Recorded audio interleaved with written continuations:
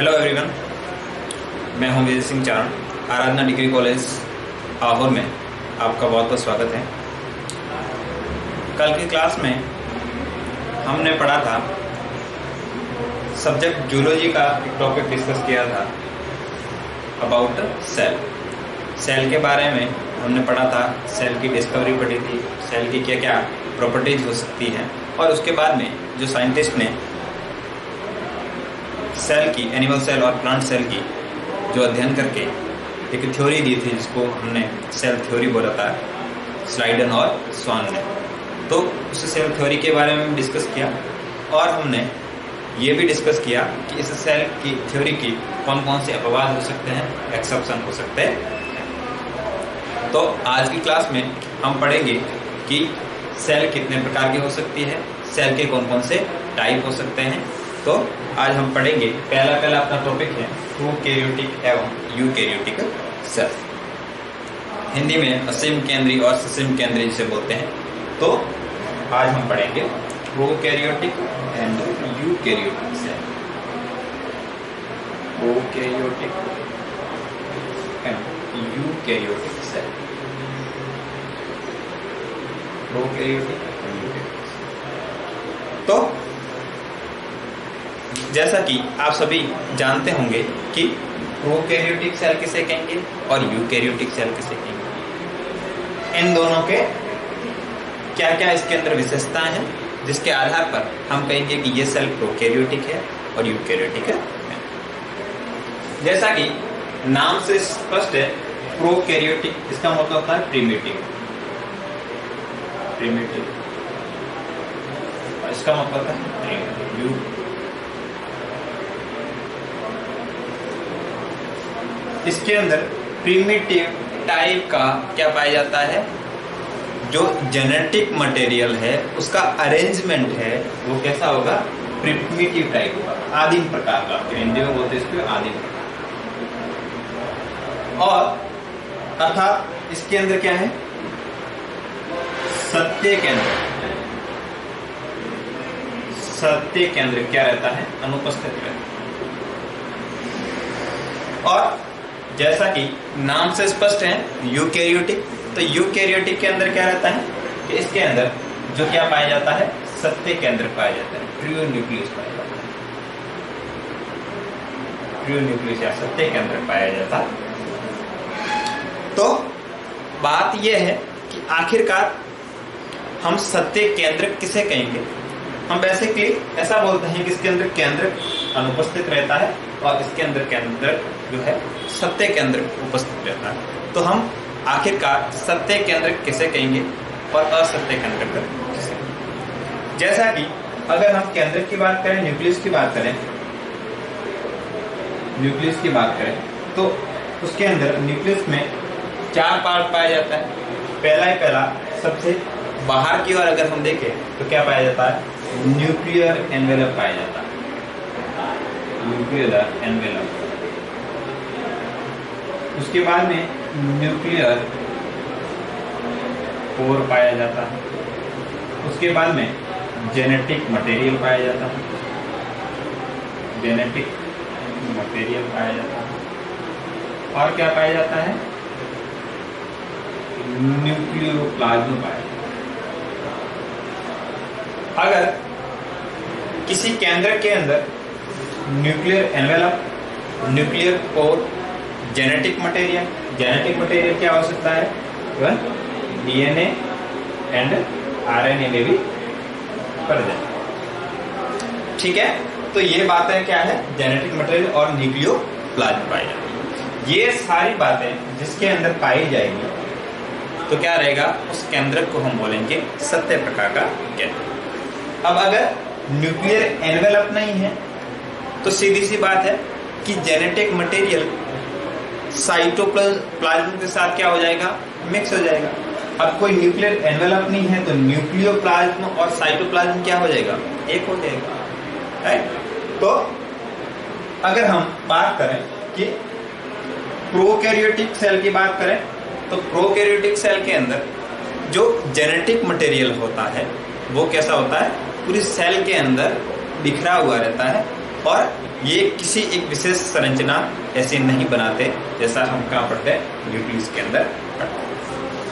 अब आगे जब हम बात करेंगे यूकैरियोटिक की, हम एक एक करके सारा डिस्कस करेंगे, परंतु एक बेसिक आइडिया आपको बता देता हूँ। अगर यूकैरियोट की बात करें तो यूकैरियोटिक जो सेल होती है उसके अंदर जेनेटिक मटेरियल जो डीएनए है उसके चारों ओर क्या पाया जाएगा, एक एनवेलप पाया जाएगा, और वो एनवेलप क्या करता है, न्यूक्लियोप्लाज्म और साइटोप्लाज्म आपस में क्या करता है, डिफरेंशिएट करता है। साइटोप्लाज्म किसे कहेंगे कि जो प्लाज्मा मेम्ब्रेन के अंदर का जो मटेरियल है उसको साइटोप्लाज्म, और साइटोप्लाज्म के अंदर जेनेटिक मटेरियल के चारों ओर क्या पाया जाएगा, एनवेलप पाया जाएगा। कौन सा, केंद्र के जो आवरण होता, और उसके अंदर जो लिक्विड मटेरियल पाया जाएगा उसको क्या बोलते हैं, न्यूक्लियोप्लाज्म। मतलब न्यूक्लियस के अंदर जो जेनेटिक मटेरियल पाया जाएगा उसके अतिरिक्त क्या होता है, एक सॉल्यूशन पाया जाता है, एक लिक्विड पाया जाता है, उसको क्या बोलते हैं, हम न्यूक्लियोप्लाज्म बोलते हैं। दूसरा, तो ये बातें होगी इसके जेनेटिक मटेरियल के बारे में। तो एक बेसिक आइडिया हो गया कि यूकैरियोटिक क्या है और प्रोकैरियोटिक क्या है। अब हम एक एक करके सारी बातें पढ़ेंगे। पहले प्रोकैरियोटिक सेल के बारे में पढ़ेंगे और फिर यूकैरियोटिक सेल के बारे में पढ़ेंगे, और लास्ट के अंदर एक टेबल के थ्रू सारों को क्या करेंगे, डिफरेंशिएट करेंगे। तो पहला हम पढ़ रहे हैं प्रोकैरियोटिक सेल। प्रोकैरियोटिक सेल, अगर इस प्रोकैरियोटिक सेल की बात करें, इस प्रोकैरियोटिक सेल में अगर इसके डायग्राम की बात करें तो प्रोकैरियोटिक सेल में सबसे बाहर की ओर जो एनवेलप पाया जाता है, ये जो एनवेलप है इसको बोलते हैं सेल वॉल। कोशिका है और उस कोशिका के बाहर की ओर एक एनवेलप पाया जाएगा, एक भित्ति पाई जाएगी, उसको क्या बोलते हैं, सेल वॉल। चलो इसका नाम हमने लिख दिया सेल वॉल। अब क्या होता है, अगर हम बात करें बैक्टीरिया की, क्योंकि प्रोकैरियोटिक के अंदर क्या आता है, ब्लू ग्रीन एल्गे आता है, बैक्टीरिया आता है, माइक्रोप्लाज्मा आता है।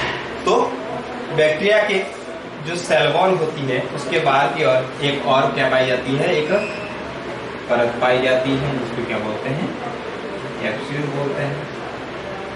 इसके चारों ओर क्या पाया जाएगा, इसको क्या बोलेंगे, कैप्सूल। सेल वॉल के अंदर की ओर एक और परत पाई जाएगी जो लिपिड, कार्बोहाइड्रेट और प्रोटीन की बनी होती है, उसको बोलेंगे हम प्लाज्मा मेम्ब्रेन। उसको बोलेंगे plasma membrane, plasma membrane. Capsule के बाद में क्या होता है, सेल वॉल। और जब हम प्रोकैरियोटिक की बात करेंगे तो प्रोकैरियोटिक के अंदर जो सेल वॉल पाई जाती है वो किसकी बनी होती है, पेप्टिडोग्लाइकेन की बनी होती है, पेप्टिडोग्लाइकेन की बनी होती है। और इसके अंदर की ओर क्या पाई जाती है, प्लाज्मा मेम्ब्रेन पाई जाती है, और ये प्लाज्मा मेम्ब्रेन किसकी बनी होती है, लिपिड एवं प्रोटीन की, एंड साथ में क्या होगा, कार्बोहाइड्रेट, राइट। तो कैप्सूल, सेल वॉल और प्लाज्मा मेम्ब्रेन, ये क्या हो गया, इसकी कवरिंग पार्ट हो गया। अब इस कवरिंग पार्ट की बात करें और इसके अंदर सेकंड चीज आता है, वो आता है इसका अंदर का जो पार्ट है, इसको बोलते हैं साइटोप्लाज्म। क्या बोलते हैं इसको, साइटोप्लाज्म, कोशिका द्रव्य। और इस कोशिका द्रव्य के अंदर जेनेटिक मटेरियल पाया जाता है। और जब हम बात करेंगे यूकैरियोटिक की, तो यूकैरियोटिक के अंदर सर्कुलर डबल स्टैंडर्ड क्या पाया जाता है, डीएनए पाया जाता है। तो क्या पाया जाएगा, इसके अंदर एक साइड के अंदर से इस प्रकार से क्या पाया जाएगा, सर्कुलर डबल स्टैंडर्ड डीएनए पाया जाएगा। ये क्या है, इसका जेनेटिक मटेरियल है, आनुवांशिक पदार्थ है, इसको बोलेंगे जेनेटिक मटेरियल। क्या हो सकता है, डबल स्टैंडर्ड डीएनए, वो भी कैसा होगा, सर्कुलर टाइप। इसके अलावा अगर इस सेल की बात करें तो इसके अंदर क्या हो सकता है, राइबोसोम हो सकते हैं। इसके अंदर क्या हो सकते हैं, फ्री फॉर्म में राइबोसोम हो सकते हैं। ये मैंने बना दिए इसके राइबोसोम, क्या बना दिए, राइबोसोम। तो राइबोसोम प्रोकैरियोटिक सेल की बात करें तो प्रोकैरियोटिक सेल के अंदर जो राइबोसोम पाए जाते हैं वो कैसे होते हैं, 70S प्रकार के, 70S प्रकार के राइबोसोम पाए जाते हैं। और प्रत्येक राइबोसोम की 2 सब यूनिट होती है, 2 इकाइयां होती हैं। एक को बोलते हैं स्मॉल सब यूनिट और दूसरे को बोलते हैं लार्ज सब यूनिट। अगर हम 70S प्रकार के राइबोसोम की बात करें तो इसकी भी क्या होगी, 2 सब यूनिट होगी। एक होगी स्मॉल सब यूनिट, दूसरी होगी large sub unit, large sub unit और small sub unit. Large sub unit में अंतर आएगा इसमें 15S और स्मॉल सब यूनिट को बोलते हैं 30S। तो ये तो क्या हो गया इसमें राइबोसोम। इसके अलावा अगर इसके बाहर की ओर बात करें तो इसमें इस प्रकार का कोई संरचना पाई, इस प्रकार की कोई संरचना पाई।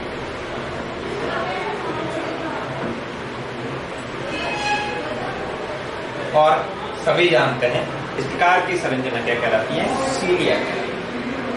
ये क्या कहलाती है, सीलिया। और ये सीलिया क्या करती है, इस बैक्टीरिया के मूवमेंट के अंदर क्या करती है, हेल्प करती है। बैक्टीरियल मूवमेंट है, ये सीलिया क्या करेगी, अपने जगह पे क्या करेगी, इसका लोकोमोशन करेगी। उसके थ्रू बैक्टीरिया क्या हो सकता है, आगे मूव कर। इसके अलावा अगर बात करें तो इसके अंदर ये क्या पाया जाएगा, इसके अंदर एक बैक्टीरिया की बात करें तो इसके अंदर क्या पाया जाता है, फ्लैजिला पाया जाता है, कशाब पाया जाता है। क्या पाया जाएगा, फ्लैजिला। तो ये सामान्य संरचना होती है किसकी, प्रोकैरियोटिक सेल, जिसके अंदर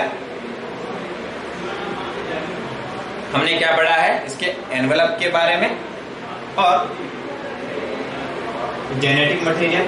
इसके बाद हम ऐसा बोलते हैं कि जो प्रोकैरियोटिक सेल के अंदर न्यूक्लियस एब्सेंट रहता है, परंतु इसके अंदर क्या पाया जाता है, न्यूक्लियोइड पाया जाता है। क्या पाया जाता है इसके अंदर, न्यूक्लियोइड पाया जाता है। यहाँ पर कंडेंस संरचनाएं होगी, इसको क्या बोलेंगे, न्यूक्लियोइड बोलेंगे।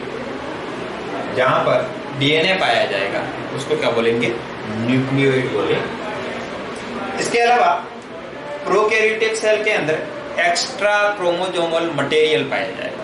मतलब इसके क्रोमोसोम, एक्स्ट्रा क्रोमोसोमल का मतलब होता है इसका जो मेन जेनेटिक मटेरियल है, क्या है इसमें, डबल स्टैंडर्ड डीएनए है।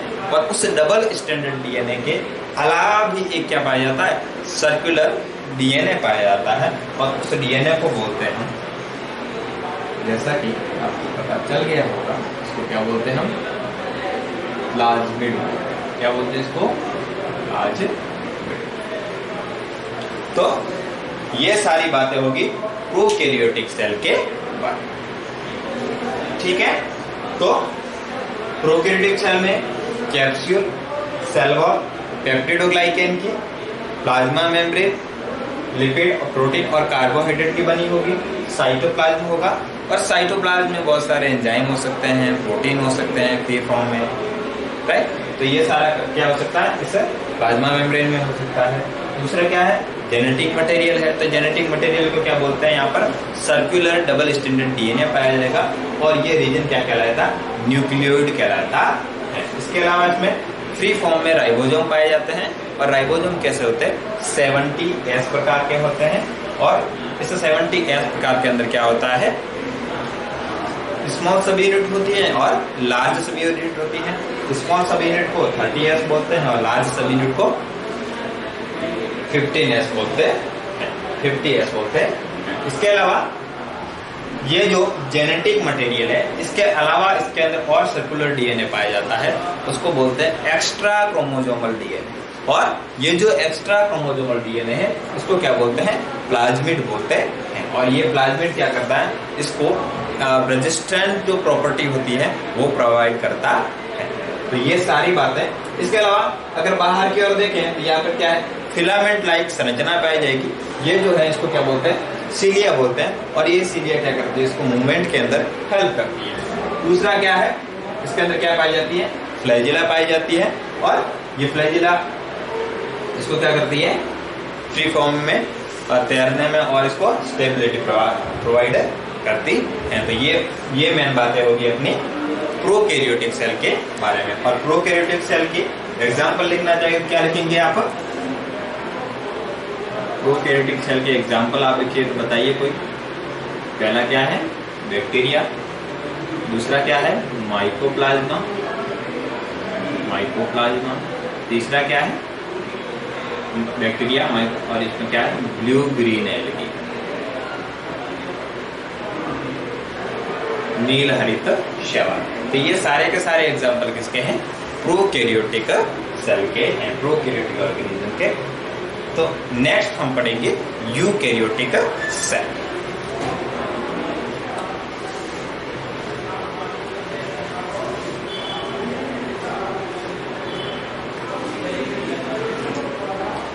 नेक्स्ट हम पढ़ रहे हैं यूकैरियोटिक सेल। तो यूकैरियोटिक सेल के अंदर क्या प्रेजेंट हो सकता है? न्यूक्लियस प्रेजेंट होता है। तो अब हम डिस्कस करेंगे यूकैरियोटिक सेल के बारे में। तो डियर स्टूडेंट, यूकैरियोटिक के अंदर हम जानते हैं कौन कौन से ऑर्गेनिज्म आते हैं। तो क्या आ जाता है? फंजाई। और क्या आता है? प्लांट। और क्या आता है? एनिमल। ये सारे किस में आते हैं? यूकैरियोटिक के अंदर। अब जैसा कि आप जानते हैं कि फंजाई और प्लांट के अंदर क्या पाई जाती है? सेल वॉल पाई जाती है। फंजाई के अंदर जो सेल वॉल पाई जाती है वो किसकी बनी होती है? काइटिन की बनी होती है। और प्लांट के अंदर जो सेल वॉल पाई जाती है वो किसकी बनी होती है? सेलुलोज की। और एनिमल के अंदर क्या होती है? सेल वॉल एब्सेंट होती है। और सेल वॉल के बाद में इसमें क्या पाया जाता है? Only plasma membrane. Only plasma membrane. ठीक है। तो अब हम अगली जो सेल स्ट्रक्चर बनाएंगे, हम यूकैरियोटिक सेल की बनाएंगे। और यूकैरियोटिक सेल के अंदर क्या हो सकता है? फंजाई, प्लांट और एनिमल हो सकते हैं। ये क्या है? R.H. विटेकर ने जब 5 किंगडम जो थ्योरी दी थी, इसके अंदर क्या बांटा था हमने? Monera, protista. और इवन इसके अंदर क्या हो सकता है? प्रोटिस्टा में भी। प्रोटिस्टा भी क्या है? Eukaryotic organism. अब हम जब यूकैरियोटिक सेल की बात करेंगे तो क्या बताएंगे कि यूकैरियोटिक सेल अगर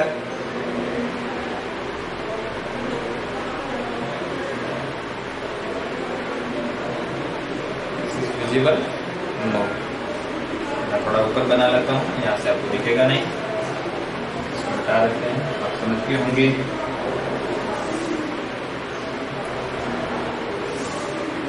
तो यूकैरियोटिक सेल के अंदर अगर हम बात करेंगे प्लांट सेल की, तो प्लांट सेल में सबसे बाहर की ओर क्या पाया जाता है? Cell wall. तो प्लांट सेल की बात करेंगे तो प्लांट सेल में सबसे बाहर की ओर सेल वॉल पाया जाता है। और अगर हम बात करेंगे किसकी? एनिमल सेल की, तो जो आउटर मेम्ब्रेन है वो क्या कहलाती है? प्लाज्मा मेम्ब्रेन कहलाती है। ठीक है। अब ये मैंने बोल दिया सेल वॉल। अगर क्या है? प्लांट सेल है। और एनिमल सेल है तो इसके अंदर क्या होगा? Plasma membrane. इसको क्या बोलते हैं? कोशिका।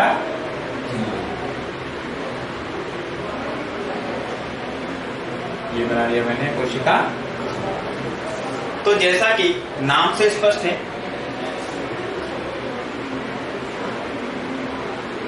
यूकेरियोटिक सेल, जैसा कि नाम से स्पष्ट है, तो इसके अंदर क्या पाया जाता है? सत्य केंद्रक पाया जाता है। पहले हम क्या बना देते हैं? इसमें केंद्रक बना देते हैं। लो, ये बना लिया हमने केंद्रक। ठीक है, इस केंद्रक के अंदर क्या होता है? न्यूक्लियर। और इस केंद्रक से जुड़ी हुई बाहर की ओर इस प्रकार की संरचनाएं पाई जाती है।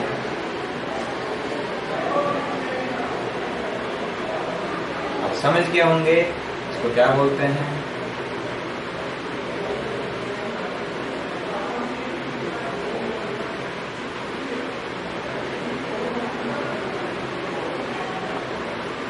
ये क्या है?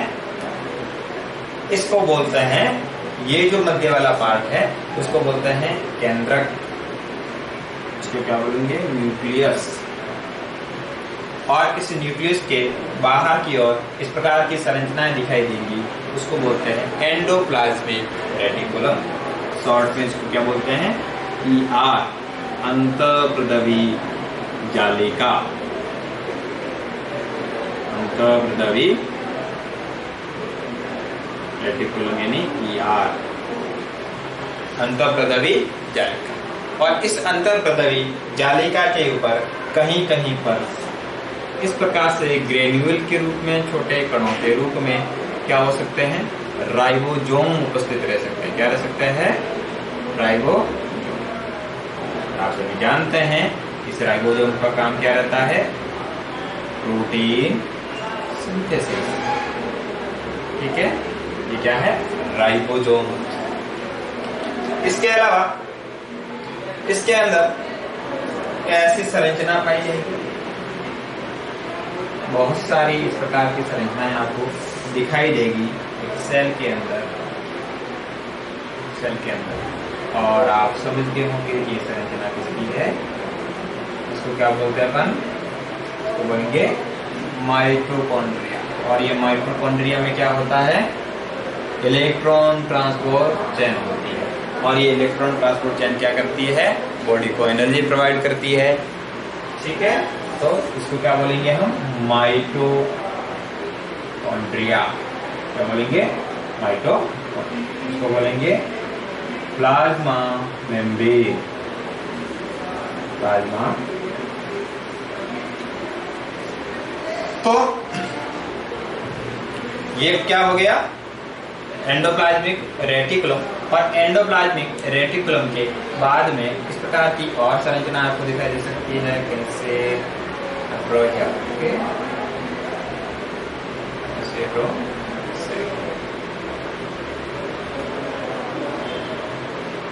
इसको बोलेंगे गोल्जी apparatus, गोल्जी बॉडी। क्या बोलेंगे? गोल्गी बोलेंगे या फिर गोल्जी बॉडी। इसके अलावा ये जो गोल्जी बॉडी के बाद में क्या होता है? राइबोसोम होते हैं। राइबोसोम किस पर उपस्थित रहते हैं? एंडोप्लाज्मिक रेटिकुलम पे रहते हैं। और एंडोप्लाज्मिक रेटिकुलम के अंदर वाली परत क्या कहलाती है? न्यूक्लियर एनवेलप कहलाती है। और न्यूक्लियर एनवेलप के अंदर क्या रहता है? इस प्रकार से क्या रहता है? सभी समझ गए होंगे ये क्या रहता है? Genetic material. इस प्रकार क्या रहता है? इसको बोलते हैं आनुवंशिक पदार्थ, या क्या बोलते हैं? Genetic material. Genetic material. और सभी जानते हैं कि यूकेरियोटिक सेल के अंदर जेनेटिक मटेरियल क्या होता है? Double standard DNA. कैसा होता है बच्चों? Double standard. और वो भी कैसा रहता है? लीनियर रहता है। कैसा रहता है? लीनियर रहता है। इसके अलावा अगर प्लांट सेल की बात करेंगे तो प्लांट सेल के अंदर एक छोटी सी इस प्रकार की क्या पाई जा सकती है? वैक्यूल पाई जा सकती है। क्या है? क्या पाई जाएगी इसके अंदर? वैक्यूल। ठीक है, एनिमल सेल के अंदर वैक्यूल नहीं पाई जाती है। इसके अलावा एक छोटे छोटे आपको इस प्रकार के और पॉइंट दिखाई देंगे, उसको बोलेंगे पैरोक्सिसोम। क्या बोलेंगे? पैरोक्सिसोम, राइट। और इसके अंदर अगर एनिमल सेल की बात करेंगे तो इसके अंदर क्या उपस्थित रह सकता है इस प्रकार से,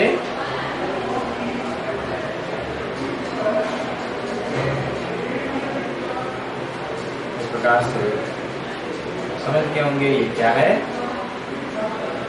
सेंट्रियोल। ये क्या है? सेंट्रियोल। और प्लांट सेल के अंदर सेंट्रियोल नहीं पाया जाता है। इसके अलावा इसके अंदर क्या पाया जाता है? छोटे छोटे इस प्रकार के फिलामेंट पाए जाएंगे,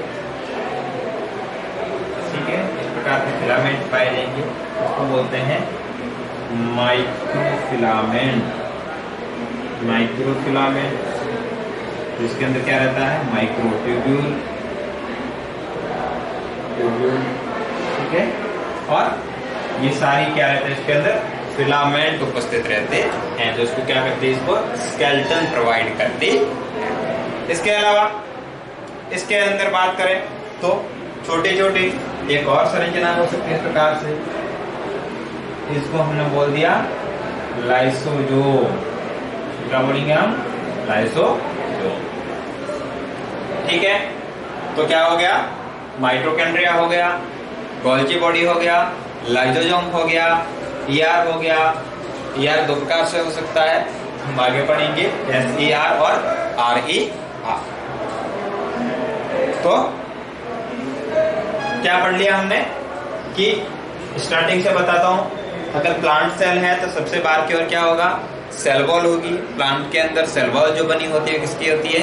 सेलुलोज की बनी होती है। उसके बाद में अगर प्लांट सेल के अंदर भी और एनिमल सेल के अंदर भी क्या पाया जाता है? प्लाज्मा मेम्ब्रेन पाई जाती है। और ये प्लाज्मा मेम्ब्रेन बनी होती है lipid, protein and carbohydrate. Lipid, protein एवं कार्बोहाइड्रेट, ठीक है। लिपिड क्या हो सकते हैं? फॉस्फोलिपिड हो सकते हैं, ग्लाइकोलिपिड हो सकते हैं। प्रोटीन कैसे हो सकते हैं? एक्सट्रिंसिक प्रोटीन हो सकते हैं और इंट्रिंसिक प्रोटीन हो सकते हैं। और लिपिड एंकर प्रोटीन हो सकते हैं। इसके अलावा अंदर की ओर क्या पाया जाएगा? ये जो सारा जो रीजन है ये क्या कहलाता है? साइटोप्लाज्म कहलाता है, कोशिका द्रव्य कहलाता है। और यूकेरियोटिक की बात करें तो इसके अंदर क्या पाया जाता है? न्यूक्लियस पाया जाता है। न्यूक्लियस के अंदर क्या है? जेनेटिक मटेरियल है। ये चारों और जो ये बाउंड्री दिख रही है इसको क्या बोलते हैं? Nuclear envelope. न्यूक्लियर एनवेलप, ठीक है। ये जो आपको पोर दिख रहे हैं ये क्या बोलेंगे? न्यूक्लियर पोर बोलेंगे इसको, न्यूक्लियर पोर बोलेंगे, ठीक है। और इसके अंदर क्या रहता है? जेनेटिक मटेरियल रहता है। और जेनेटिक मटेरियल किस फॉर्म में रहता है? डबल स्टैंडर्ड डीएनए के बारे में। इस न्यूक्लियस से अटैच होता हुआ बाहर की ओर इस प्रकार की संरचना पाई जाती है, जिसको क्या बोलते हैं? एंडोप्लाज्मिक रेटिकुलम बोलते हैं। और इस एंडोप्लाज्मिक रेटिकुलम के ऊपर क्या उपस्थित रहते हैं? राइबोसोम रहते हैं। ये आपको यहाँ पर क्या दिखाई देता है? मैं यहाँ से साइड विजिबल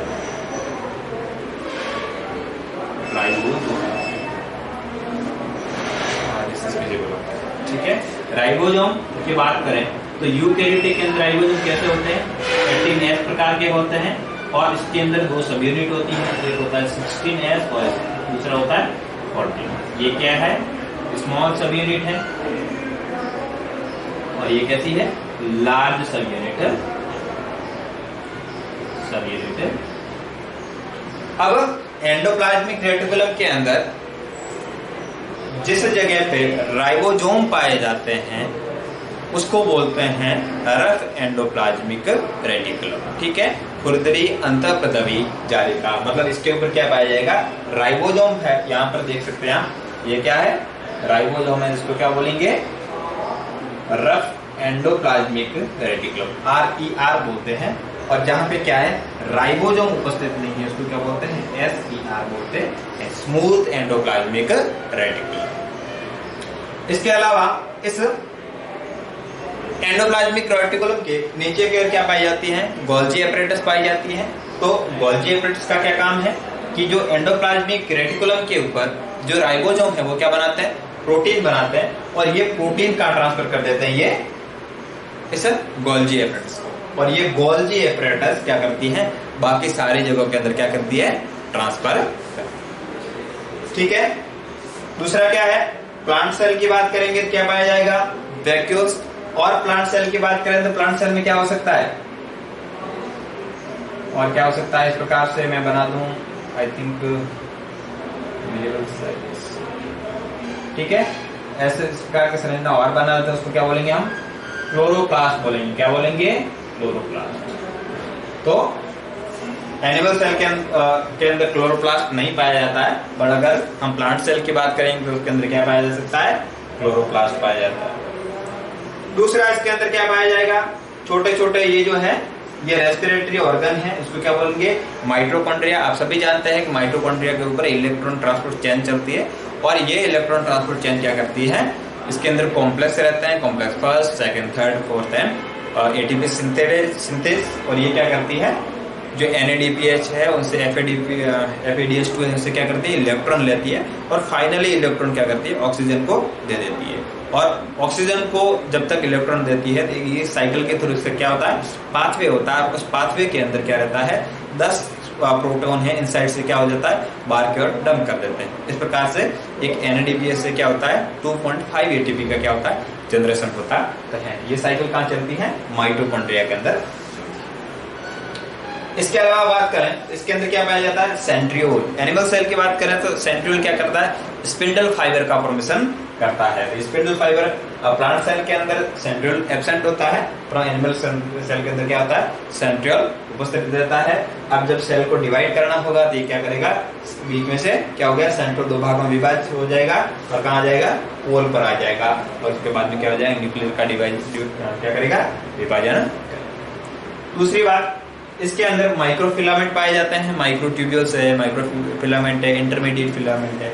ये क्या करता है, इसके स्केलेटन को प्रदान करता है, स्केलेटन बनाए रखता है। इसके अलावा क्या है, इसमें लाइसोसोम होते हैं। लाइसोसोम के अंदर डाइजेस्टिव एंजाइम होते हैं, जो क्या करते हैं, फेगोसाइटोसिस, फिनोसाइटोसिस आदि का काम करते हैं। इसके अलावा क्या है, पेरोक्सिसोम है, तो पेरोक्सिसोम के अंदर भी क्या रहते हैं, बहुत प्रकार के डाइजेस्टिव एंजाइम रहते हैं। और ये सारी बातें। दूसरा क्या है, गोल्जी बॉडी है। गोल्जी बॉडी यहाँ से प्रोटीन सिंथेसिस होने के बाद क्या करता है, टारगेटिंग करता है, और प्लांट के अंदर ये स्पष्ट रूप से नहीं होता। प्लांट के अंदर जो गोल्जी बॉडी होती है उसको क्या बोलते हैं, डिक्टियोसोम बोलते हैं। तो ये सारी बातें आज होगी प्रोकैरियोटिक के बारे में और यूकैरियोटिक सेल के बारे में। नेक्स्ट क्लास के अंदर हम एक टेबुलर फॉर्म के अंदर प्रोकैरियोटिक, यूकैरियोटिक और प्लांट सेल और एनिमल सेल के बारे में डिस्कस करेंगे। तो थैंक यू सो मच।